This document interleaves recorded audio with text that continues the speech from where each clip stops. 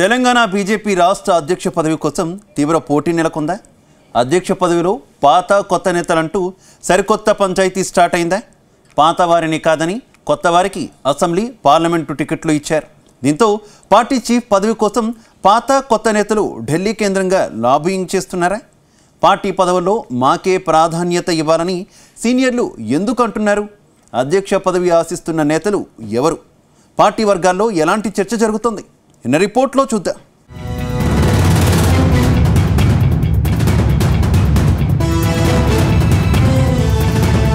Telangana BJP chief పదవి వ్యవహారం కాషాయ పార్టీలో రచ్చరాజేస్తోంది. పార్టీలో అధ్యక్ష పదవి కోసం పాత కొత్త నేతల మధ్య పంచాయతీ మొదలైంది. ఇటీవల ఎన్నికల్లో ఎంపీలుగా ఎమ్మెల్యేలుగా కొత్త వారికి ఛాన్స్ ఇచ్చారు. కనీసం పార్టీ అధ్యక్ష పదవి అయినా సీనియర్లకు ఇవ్వాలని పాత తరం నేతలు హైకమాండ్ మీద ఒత్తిడి తెస్తున్నట్టు తెలుస్తోంది. తామంతా పార్టీని నమ్ముకొని కష్టపడ్డామని, పార్టీని గ్రామ గ్రామాన బలోపేతం చేసేందుకు ఎంతగానో కృషి చేశామని నేతలు పార్టీ పెద్దల దగ్గర తమ గోడు వెళ్లబోసుకుంటున్నట్టు సమాచారం. ఇదే సమయంలో పార్టీ టికెట్లు కూడా త్యాగం చేశామని, మాకీ అధ్యక్ష పదవి కావాలంటూ ఇప్పటికే కొంతమంది నేతలు ఢిల్లీలో లాబియింగ్ కూడా ప్రారంభించారట.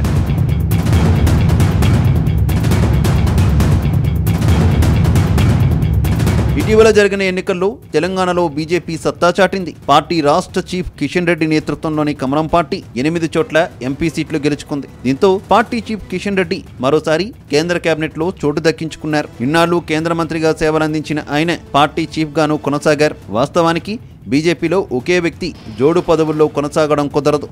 కానీ కొన్ని ప్రత్యేక కారణాల వల్ల కిషన్ రెడ్డి జోడు పదవుల్లో కొనసాగారు. ఎన్నికలు అయిపోయాయి. పార్టీ రాష్ట్ర చీఫ్గా కొత్త వ్యక్తికి ఛాన్స్ ఇవ్వాలని హైకమాండ్ డిసైడ్ అయింది. దీంతో పార్టీలో అధ్యక్ష పదవి కోసం నేతల మధ్య తీవ్ర పోటీ నెలకొంది.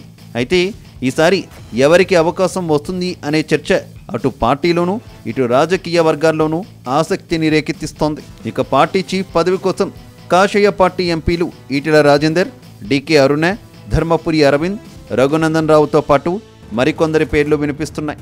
వీరంతా కూడా పార్టీ చీఫ్ పదవి దక్కించుకునేందుకు ఢిల్లీలో పార్టీ పెద్దల ఆశీర్వాదం కోసం గట్టిగానే లాబియింగ్ చేస్తున్నారట. అయితే ఇందులో ఎవరికి పార్టీ చీఫ్ పదవి దక్కుతుంది అనేది ఇప్పుడు హాట్ టాపిక్గా మారింది.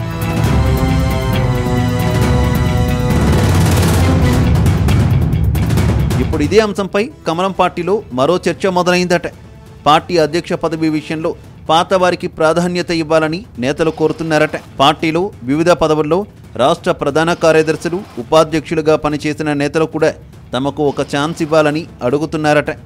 ఇదే విషయంపై మాజీ ఎమ్మెల్సీ రామచంద్రరావు పార్టీ పెద్దలను కలిసి తనకు అవకాశం ఇవ్వాలని అడిగినట్టు పార్టీ వర్గాల్లో చర్చ జరుగుతోంది. మల్కాజ్గిరి ఎంపీ టికెట్ త్యాగం చేశానని, మొదటి నుంచి పార్టీలో ఉన్నానని, పార్టీ సిద్ధాంతాలకు కట్టుబడి పనిచేసే నాయకుడినంటూ ఆయన ఢిల్లీలో సీరియస్గా మకాం వేసి తీవ్ర ప్రయత్నాలు చేస్తున్నారని తెలుస్తోంది. అటు జాతీయ బీసీ కమిషన్ మాజీ సభ్యులు ఆచారి కూడా అధ్యక్ష పదవి కోసం ప్రయత్నాలు ముమ్మరం చేశారని తెలుస్తోంది. అదేవిధంగా బీజేపీ రాష్ట్ర ప్రధాన కార్యదర్శులు కాసం వెంకటేశ్వర్లు, గుజ్జుల ప్రేమేందర్ రెడ్డి సైతం ఒక ఛాన్స్ అంటూ ప్రయత్నాలు చేస్తున్నారట. మరో సీనియర్ నేత పేరాల శేఖర్జీ సైతం తన ప్రయత్నాలను ముమ్మరం చేశారని టాక్ వినిపిస్తోంది.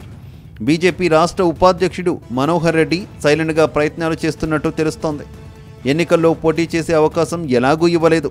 కనీసం పార్టీ బాధ్యతలైనా అప్పగించాలని హైకమాండ్ పెద్దలను కోరుతున్నారట.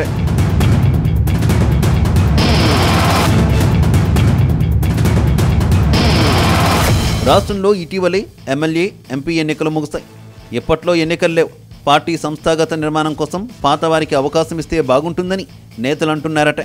సీనియర్లు అవకాశం కల్పిస్తే ఎన్నో ఏళ్లుగా పార్టీలో ఉంటున్న వారికి భరోసా ఇచ్చినట్లు ఉంటుందని చెబుతున్నారట. ఎవరికి వాళ్ళు చాలా సీరియస్గా తమ ప్రయత్నాలు చేస్తున్నారట.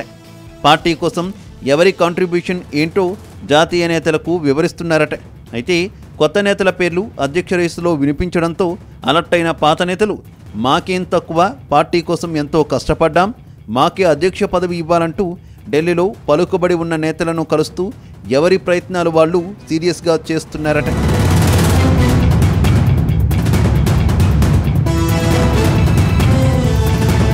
మొత్తంగా అందరి పేర్లను పార్టీ హైకమాండ్ చాలా సీరియస్గా పరిశీలిస్తున్నట్టు తెలుస్తోంది. అందరికీ ఆమోదయోగ్యంగా ఉండే వ్యక్తికి పార్టీ చీఫ్ పదవి కల్పించాలని ఆలోచిస్తున్నట్టు సమాచారం.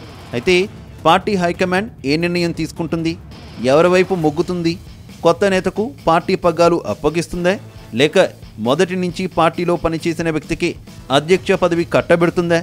కొత్త పాత నేతల మధ్య పంచాయతీని జాతీయ నాయకత్వం ఎలా సర్దుబాటు చేస్తుంది? తెలంగాణలో పార్టీని బలోపేతం చేయడం కోసం రాష్ట్ర కమలం పీఠం ఎవరికి అప్పగిస్తుంది అనేది త్వరలోనే తేలిపోనుంది.